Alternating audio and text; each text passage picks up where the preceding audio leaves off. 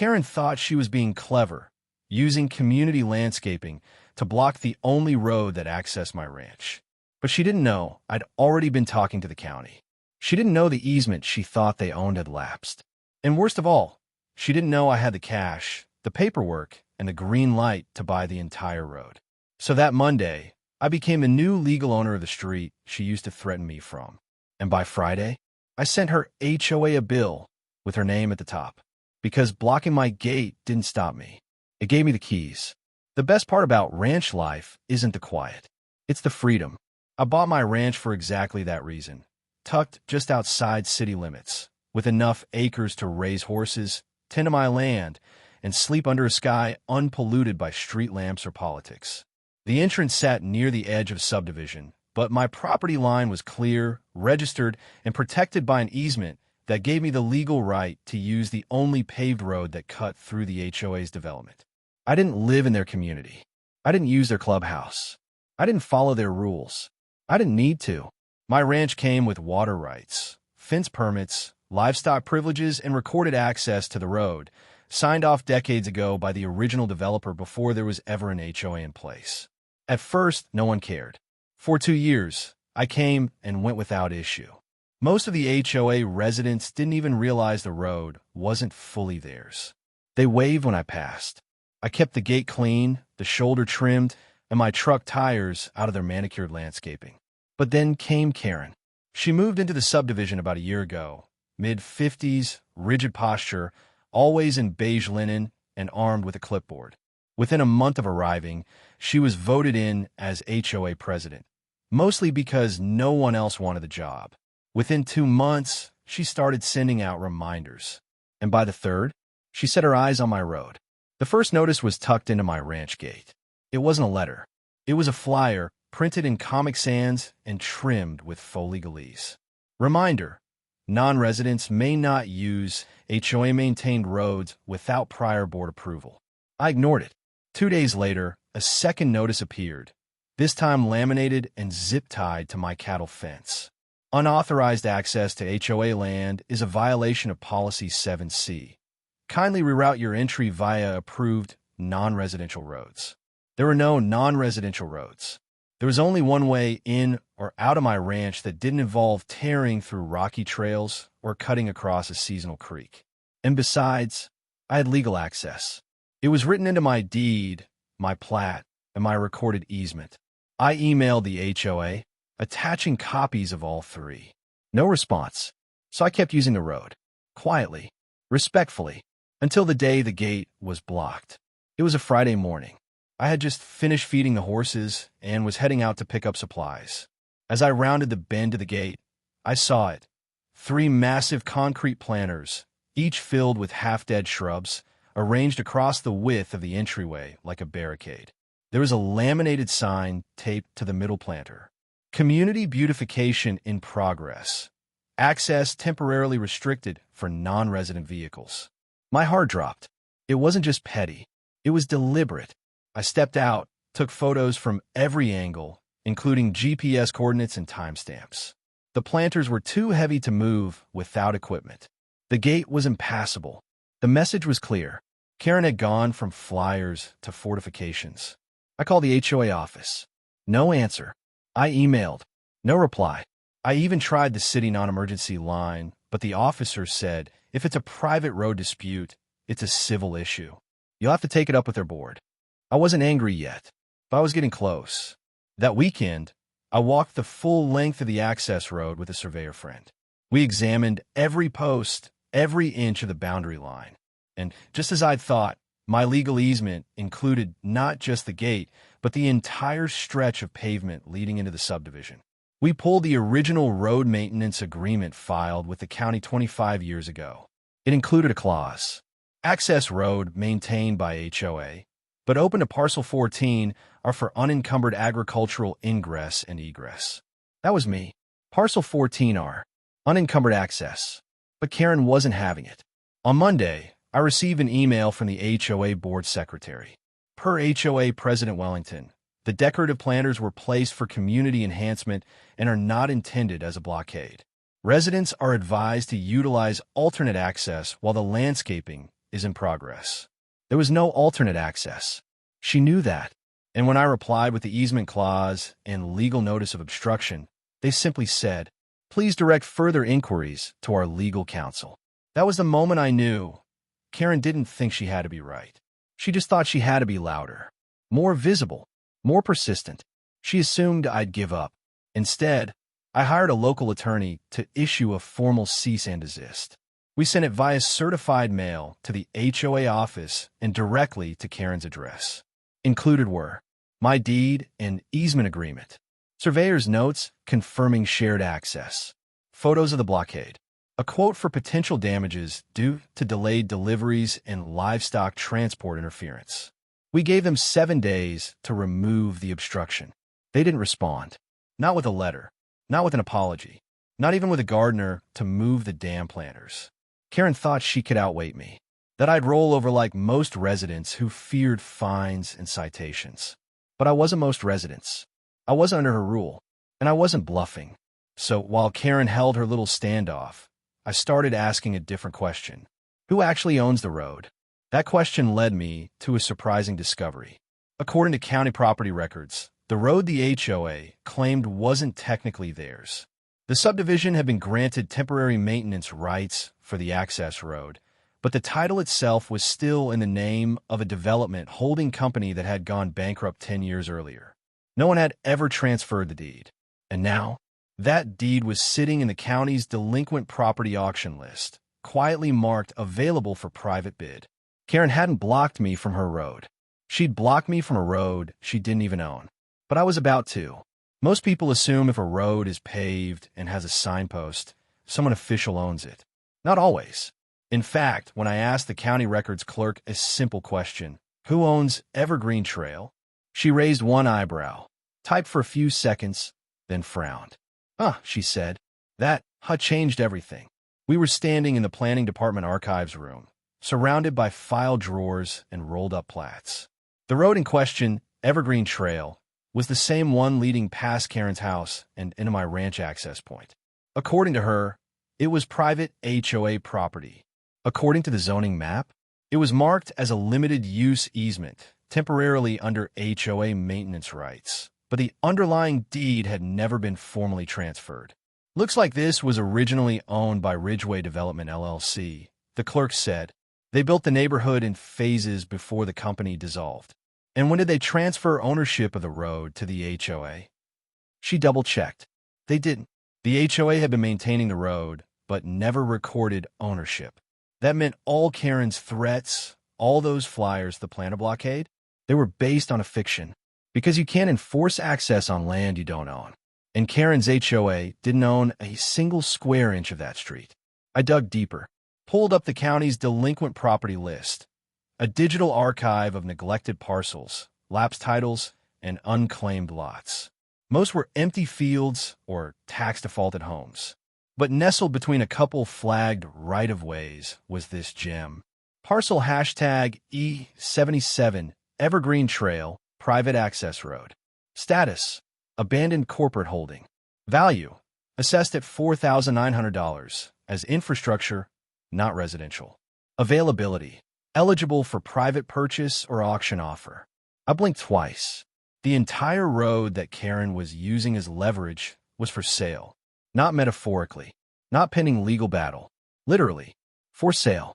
And based on the purchase agreement the county clerk handed me, all I needed was a notarized intent to purchase form, proof of adjoining ownership or access dependency, my ranch deed qualified, a check for the back taxes and filing fee, and a formal survey defining where the street began and ended. I already had the deed. The surveyor was a phone call away. The checkbook? In my glove box. Still, I wasn't about to make a move without confirming what I could legally do with the road if I bought it. So I scheduled a consultation with a real estate attorney specializing in access and easement law. I laid everything out. My property, the easement, the HOA conflict, the blocked gate, and now this unclaimed road. She leaned back in her chair, impressed. They've been enforcing restrictions on land they don't own, she asked. Correct. And you've got proof the HOA never recorded title. Got the parcel map and county confirmation. She smiled. Then if you buy the road, you won't just control it. You'll be able to charge fees, set access conditions, or even restrict entry, so long as you honor pre-existing easements. And if their easement is unrecorded, she grinned wider. Then their president is going to have one hell of a walk to the mailbox. Within a week, I'd filed the paperwork. The county processed the sale quickly. After all, no one else was bidding on an access road, especially one sandwiched between an angry HOA and a rancher with camera footage of concrete planters. The road was mine. Deed recorded. Survey filed. Title transferred. I was now the legal owner of Evergreen Trail. Not a section, not a share, the whole street.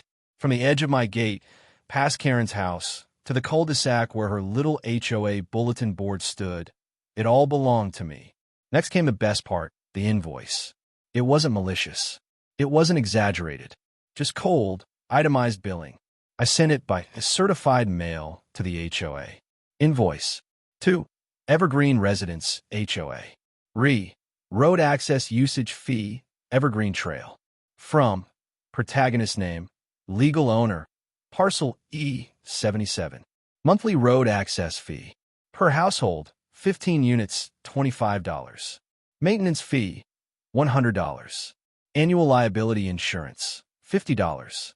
HOA board penalty for unauthorized alteration. Planter obstruction, $500. Total due, $1,025. Due within 30 days. Failure to pay may result in restricted access or revocation of vehicle privileges. I also included a copy of the recorded deed and a clear photo of the survey map with my name stamped in the lower corner. The note I taped to their bulletin board was simple. You blocked my gate. I bought your road. Payment now due. Karen lost it.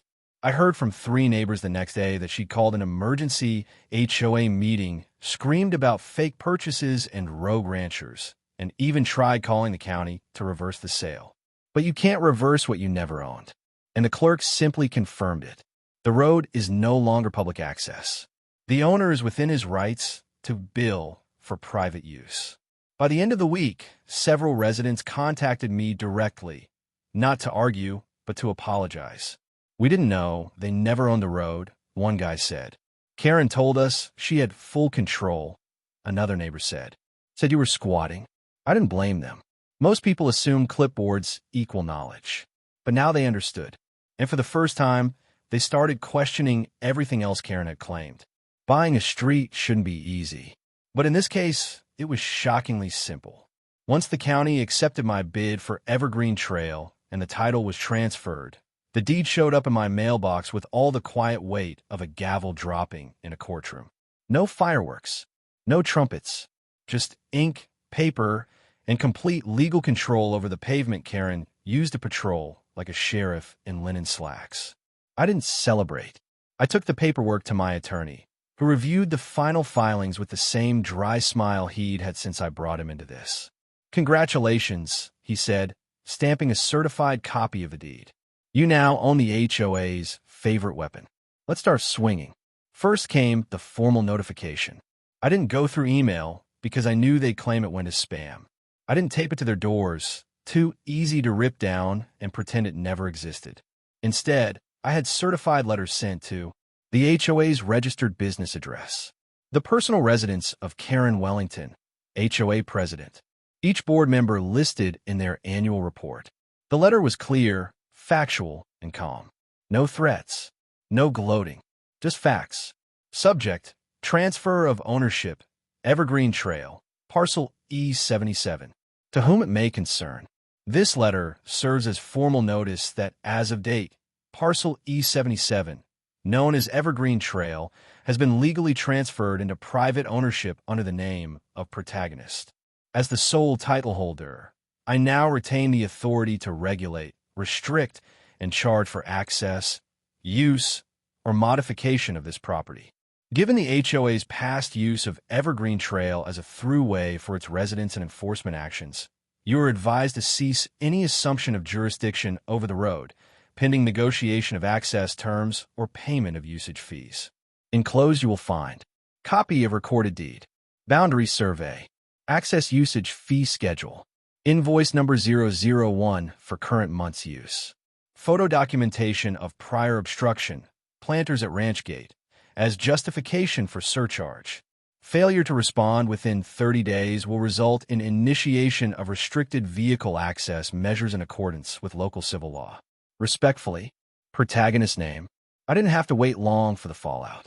Within 48 hours, I received a reply, not from Karen directly, but from a law firm claiming to represent the HOA.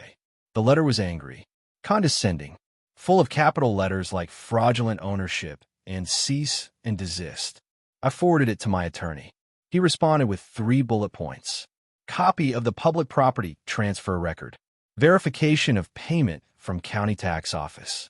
Screenshot of the county parcel map, now updated with my name listed as the owner. Then he added a single line. We invite you to challenge ownership in court. Please include your billing address for legal fees. They went quiet. Karen, however, did not. The next time I drove through the neighborhood to access my gate, now unobstructed, I saw her standing in her driveway with a cordless phone, shouting at someone through gritted teeth. I didn't slow down. I didn't wave. But I saw the moment she recognized me, and the moment her face shifted, not in anger, in fear. The HOA didn't just lose the moral high ground. They lost the legal high ground, the road beneath it, and the leverage they thought they could keep pressing down on everyone. And now, the bill was due. The first invoice was simple and brutal. It didn't inflate numbers or tack on imaginary fees. It used the HOA's own reported road maintenance figures from their last public budget filing as a baseline.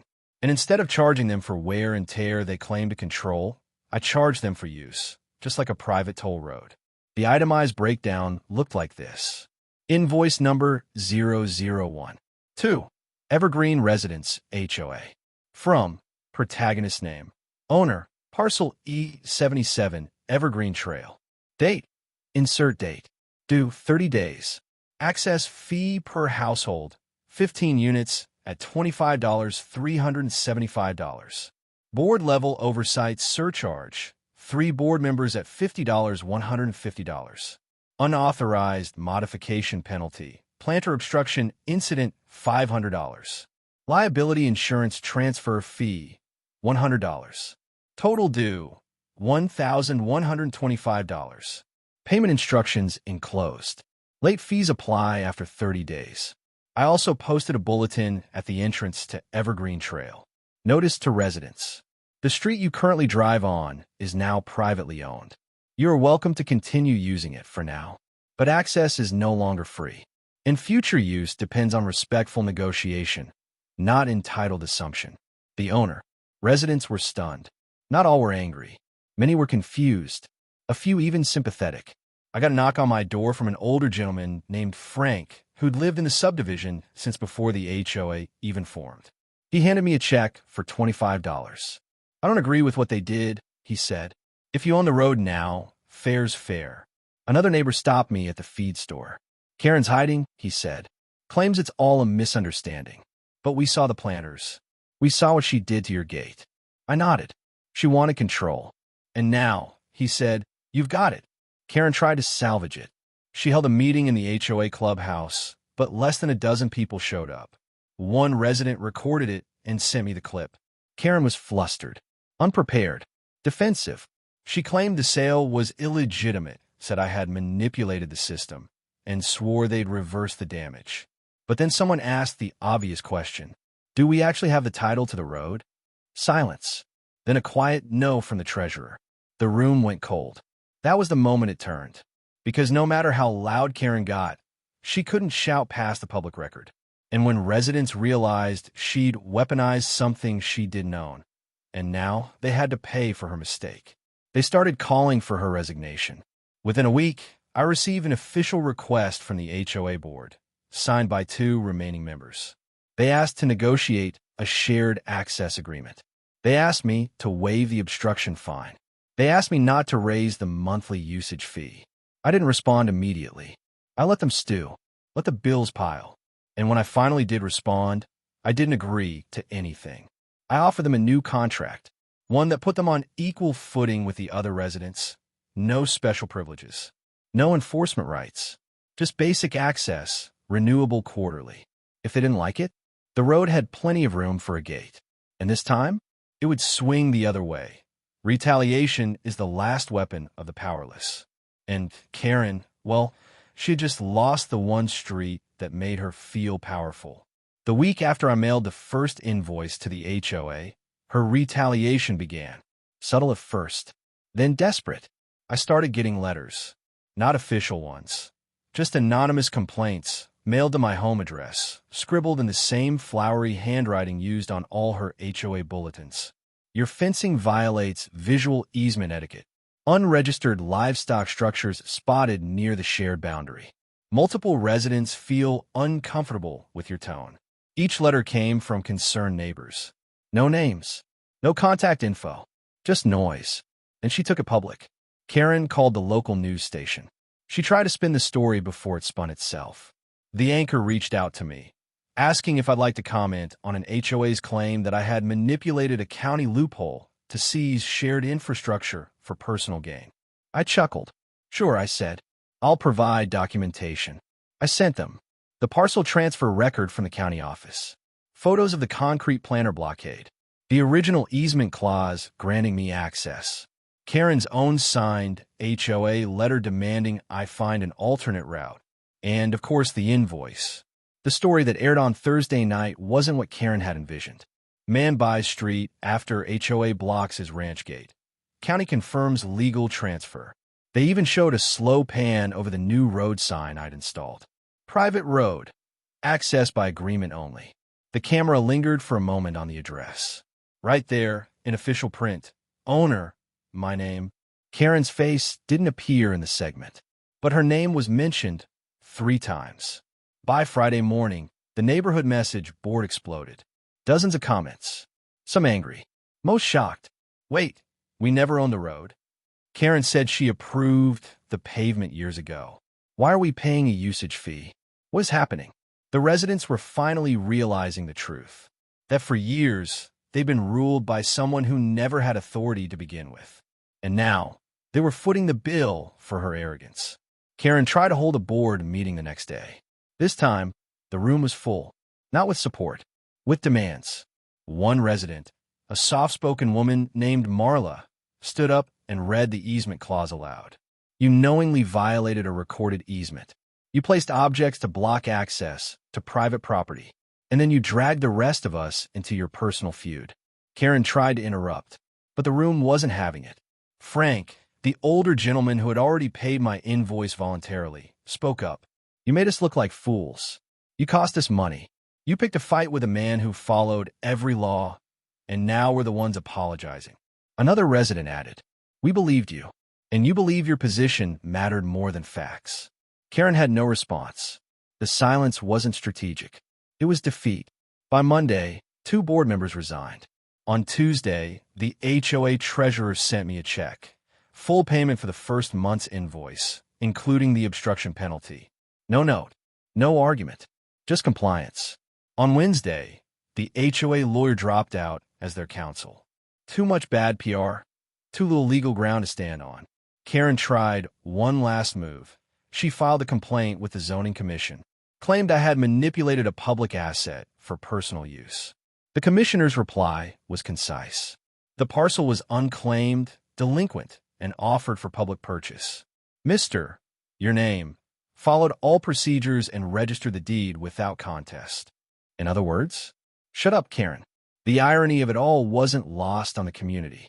For years, she'd ruled with letters and threats and passive-aggressive notices. She'd fine people for mailbox colors, overgrown hedges, and flags not on regulation poles. Now, she was powerless on the very pavement she once used to intimidate others. Her own mailbox? Now, technically stood on my property. I didn't touch it, didn't threaten it, didn't need to. It stood there, quietly humbling her every time she checked it with a sideways glance. Over the next month, residents began to change. They started attending meetings, questioning fines, challenging policies. One neighbor, John, a teacher, called for a full audit of all citations issued over the past 2 years. Another demanded HOA records be posted publicly. A small committee formed, not to overthrow the HOA, but to restore balance. They called themselves the Common Ground Group. Even I was invited to attend. Not to lead, Marla said, but to remind us what happens when we forget who actually owns what. Eventually, Karen stepped down. No announcement, no apology, just a one-line resignation sent to the HOA's general inbox. By then, no one needed closure. The community had already moved on, away from paranoia toward transparency. People began waving again when I passed by. Some even pulled over to thank me, not for buying the road, but for showing them how fragile power becomes when it's based on ego and not evidence. I never raised the access fee, never built a gate, never punished the neighborhood for one woman's mistake. That wasn't the point. This wasn't about revenge. It was about truth.